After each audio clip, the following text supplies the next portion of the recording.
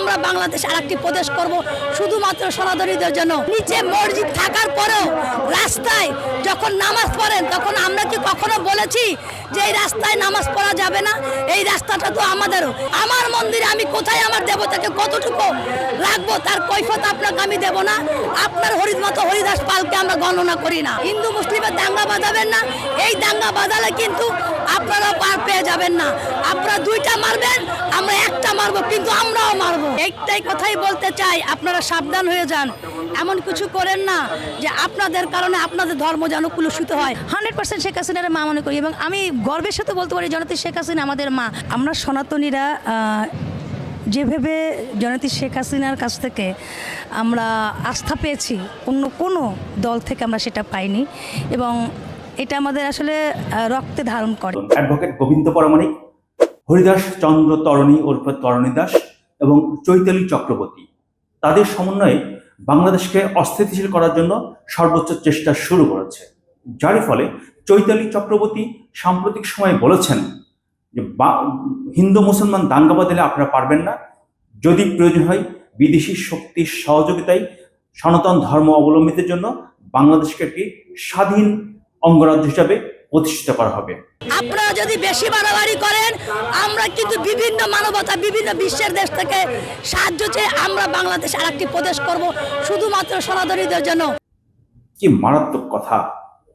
এখন পর্যন্ত তার বিরুদ্ধে কোনো ব্যবস্থা নেওয়া হয়নি, এত মারাত্মক কথা বলার পরও। যাই হোক, ভেবেছিলাম চৈতালি চক্রবর্তীর এই বক্তব্যের প্রতিবাদে ঢাকা বিশ্ববিদ্যালয়ের ভিসিকে ধমকানো, টেবিল চাপড়ানো যে নেতা গণেশ ছাত্রদের নিয়ে ঢাকা বিশ্ববিদ্যালয়ে মিছিল করবেন।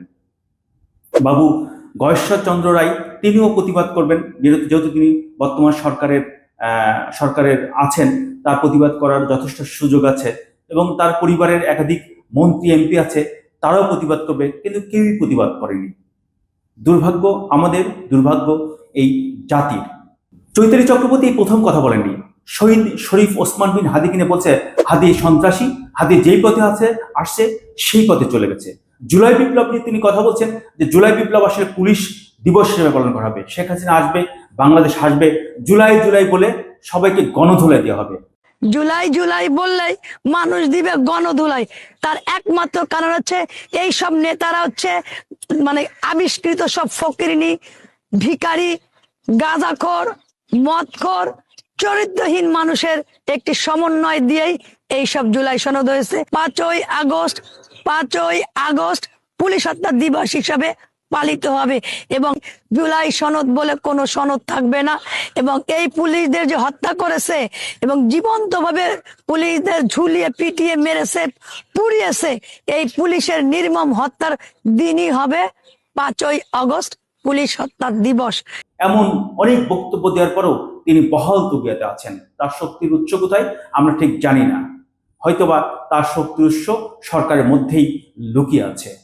যাই হোক, তবে এই চৈতালি দাস যে বক্তব্য দিয়েছেন এটা রাষ্ট্রদ্রোহীর শামিল।